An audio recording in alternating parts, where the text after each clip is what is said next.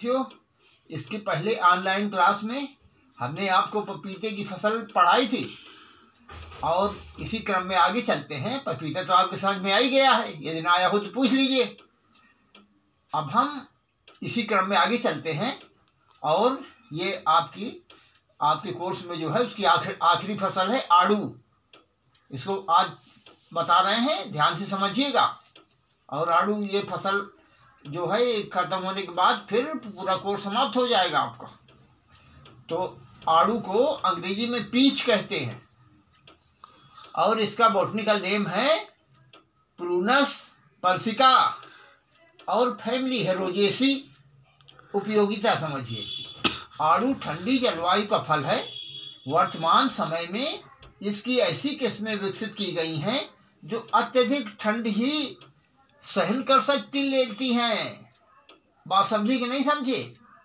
ऐसी नई फसलें विकसित की गई हैं जो कि अत्यधिक ठंड भी आसानी से सहन कर लेती हैं और मैदानी क्षेत्रों में भी खूब फलती फूलती हैं।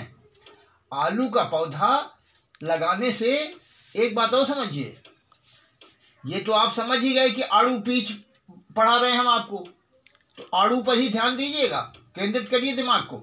आड़ू का पौधा लगाने के 3 वर्ष बाद ही फल देने लगता है, जिसके कारण कम समय में अधिक आमदनी मिल जाती है। मैदानी क्षेत्र में आड़ू के पौधे लीची और आम के बगीचे के बीच में तथा पर्वतीय क्षेत्रों में सेव और अखरोट के पौधों के बीच में भी लगाए जा सकते हैं। क्लियर हो गया ना? जिससे आमदनी मिल जाती है और साथ ही आम, लीची, सेव और अखरोट से पहले पकने के कारण बाजार में पैसा भी अच्छा मिल जाता है।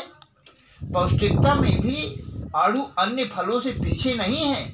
इसका फल खाने से पहले पानी से साफ कर लेना चाहिए, अन्यथा फल के छिलके पर पाए जाने वाले रोए से गले में खराश हो सकती है।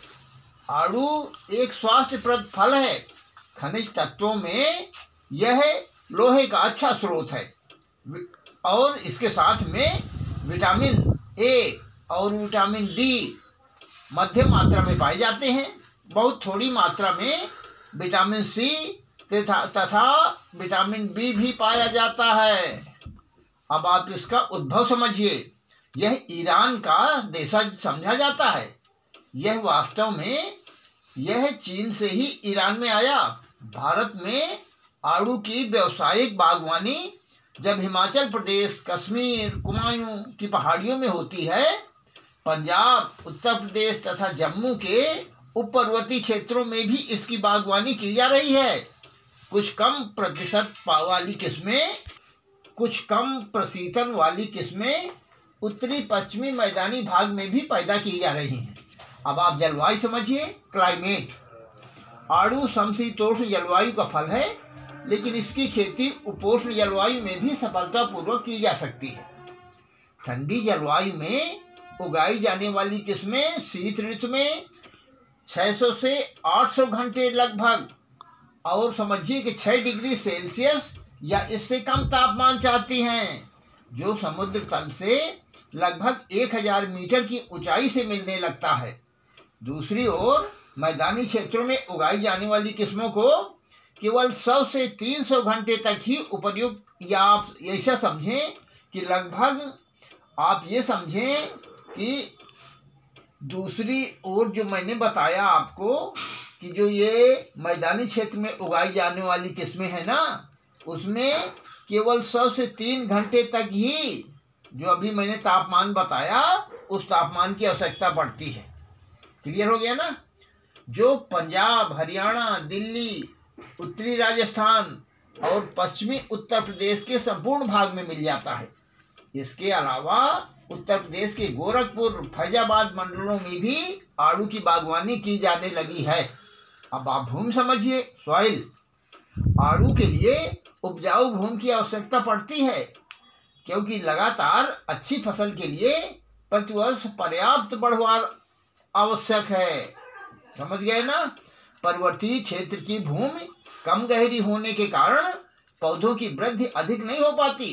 अतः ऐसे स्थान पर बाग लगाते समय इस बात का ध्यान रखना चाहिए कि भूमि लगभग 1 मीटर गहरी हो।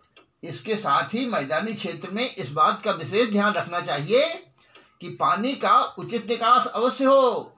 जहाँ भी आड़ू के बाग में पानी रुकता है वहाँ पौधे जड़ सड़न रोग से सूख जाते हैं तथा बाग सफल नहीं हो पाता। जिन स्थानों पर पानी की स्तर काफी ऊंचा हो वहाँ आड़ू के पौधों, समझ रहे हैं ना, खुबानी के मूल ग्रंथ पर लगाने चाहिए। अब आप ये समझ गए हैं। अब ये समझिए आप इम्प्रूव्ड वैरायटी, उन्नत किस्में।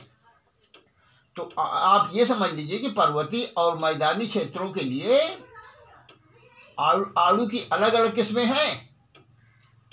अब उनकी विशेषता हम थोड़ा सा बता दें आपको। पहले आप पर्वतीय क्षेत्रों के लिए समझिए।